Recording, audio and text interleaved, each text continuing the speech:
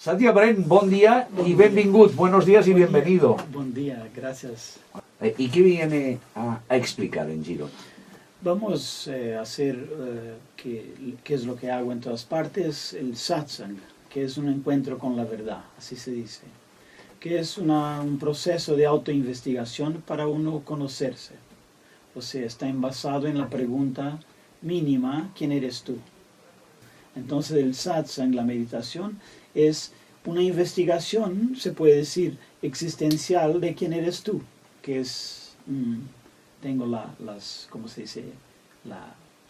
El método, las herramientas. ¿Y es muy complicado llegar a este punto de meditación? O de conocimiento de uno mismo, ¿no? No es complicado, es muy simple de verdad, pero la mente lo complica un poquito, porque la mente está muy apegada a sus conceptos. Entonces, la pregunta y el proceso en sí mismo es romper con el mundo conceptual y entrar en contacto con lo existencial, lo mínimo, lo que está ahora aquí. Entonces, claro, uno pregunta a una persona quién eres tú y la respuesta siempre viene con una historia, es una historia. Y hablamos del pasado. Todo tiene una referencia pasada. Y cuando miramos de una manera existencial, el pasado no se cuenta, no importa, porque no está, no es una historia. O sea, nosotros no somos una historia. ¿Quién somos? ¿Qué somos? Entonces, claro, al final resta sermos un cuerpo, pero el cuerpo tampoco somos. Entonces la investigación se aprofunda hasta que descubrimos lo que está por detrás de todo eso, lo que anima el cuerpo y la mente. Y eso, claro, no tiene un contenido religioso como se acostumbra pensar, pero una cosa mucho más científica, objetiva, algo que uno puede sentir y vislumbrar por sí mismo. Pero el proceso pasa por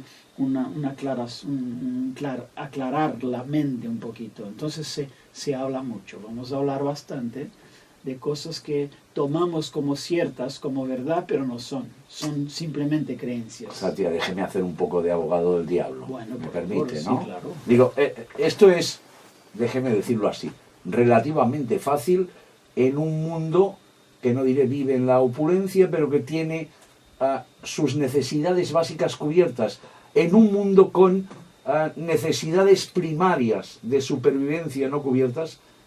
Esto es más complicado. Claro, pero ahí hay algo muy, muy divertido en eso, porque se hace más fácil para la gente que no tiene tanto lujo, o sea, que son más brutos, para comprender eso, que los que están muy complejos, con todo el mundo de la opulencia, incluso la opulencia intelectual, se pone como un obstáculo.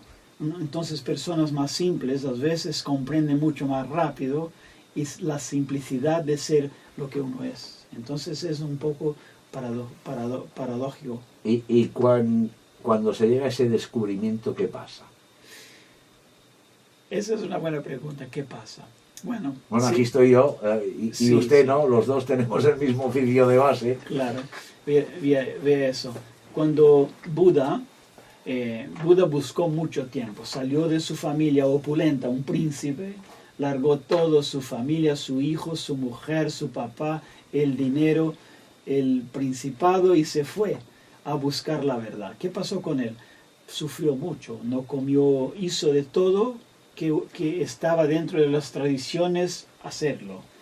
Meditación, yoga, no comía, o sea, se maltrató de todas las maneras en buscarse a sí mismo, hasta que descubrió un día que estaba muy flaco, se metió en el río, y en el río casi se murió, se hundió porque no tenía fuerza, no comía. Entonces una mujer lo sacó del agua y le puso un poquito de comida en la boca, que estaba de ayuno, pero tenía que comer porque iba a morirse. Entonces aceptó, comió, y se sentó bajo un árbol y dijo, de aquí no salgo hasta que descubra quién soy. Si me muero aquí, me muero. Se quedó ahí con esta ¿cómo se dice?, esa determinación. Y cuando se quedó quieto, sin hacer nada, empezó a descubrir que todo lo que estaba haciendo lo estaba llevando afuera, alejándose de sí mismo. Entonces quedó cada vez más calmo y descubrió algo que ya tenía.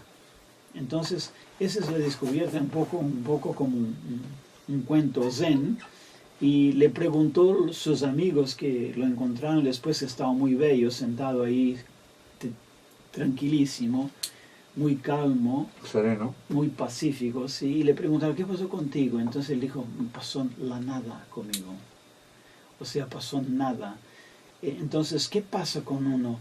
Lo que pasa es que te pones en paz con tu cuerpo, en paz con tu mente, en paz con el mundo, en paz con todo, incluso con las cosas que, o por supuesto, obviamente, con las cosas que no tenían paz contigo. Entonces, es lo que pasa con uno cuando descubre a sí mismo, es que se pone en paz.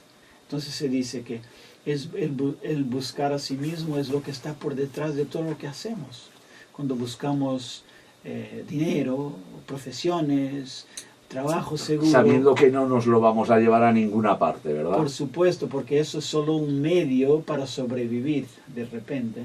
Pero cuando descubres quién eres, puedes hacer todo lo que haces, pero lo haces de otra manera, con una pacificación, una tranquilidad que la gente no tiene. Satya, y en este mundo que nos ha tocado vivir, ¿no le da la impresión de nadar contracorriente? Por supuesto, sí. Y aquí está un dicho, Rabindranath Tagore, un poeta indiano, tenía una manera de decir eso muy elegante, muy interesante, que decía que todos los ríos se van al océano, pero el verdadero río vuelve a la fuente. Entonces es ir contra la corriente. Entonces cuando vuelves a ti mismo, sales del caminar de la masa, de la manada, como se dice. Por donde van todos, tú vas en contra. Entonces sí, es un poquito correr contracorriente, pero es lo que es natural para uno, volver a sí mismo. A aquellos que nos escuchan, Sí. ¿qué recomendación les daría? Es lo que todos podemos hacer, donde estamos, es mirar hacia adentro. Y eso es muy simple, voy a explicar en un ratito. Cuando miras afuera, por así decir, Eduard, ¿cómo te llamas? ¿Cómo me llaman? ¿Cómo te llamas? Eduard. Eduard, sí, ¿cómo te llaman? Entonces, cuando miras adentro, no encuentras la palabra Eduard, la edad que tiene Eduard. Afuera, Eduard tiene una edad. La gente sabe porque te mira, hay una convención, pero cuando miras adentro, no sientes la edad. Es algo que no está en el campo sensacional, por así decir. Entonces, mirar adentro es quedarse quieto, en tu casa, en tu trabajo, en el auto. Un momento, se paró en el semáforo, como se dice, en el señal, en el semáforo. Uno se pone quieto, espera el semáforo abrir. Entonces, como estar siempre consciente de que uno no es lo que uno piensa, lo que no es lo que uno ve. Entonces, ¿qué eres tú? Tú eres la conciencia de este momento. Darse cuenta que la conciencia no tiene edad, no tiene nombre, no viene de ninguna parte, no va a ninguna parte. Y está dado, es un regalo, es el presente, por así decir. En portugués se dice así, presente. Sí. Es un regalo. En catalán presente. Bueno, pues, un presente que uno tiene, pero nosotros no abrimos el presente. Estamos siempre o en el pasado o en el futuro. Y el presente nunca estamos. O sea, no tenemos conciencia de que todo el momento que tenemos es el momento presente. ¿Sí? Tú puedes recordar del pasado, puedes imaginar el futuro, pero lo que tienes es este momento conmigo. Entonces, podríamos decir así, ¿cuál es el momento más importante de mi vida y de la tuya? Que estamos hablando. Porque en 60 segundos será un minuto pasado. Ya será otro, pero estaremos de nuevo en este momento. O sea, nosotros nunca salimos de este momento. Entonces, que la gente recuerde que todo lo que tiene está en el momento. Lo que pasó, lo que va a pasar, eso no importa. Eso.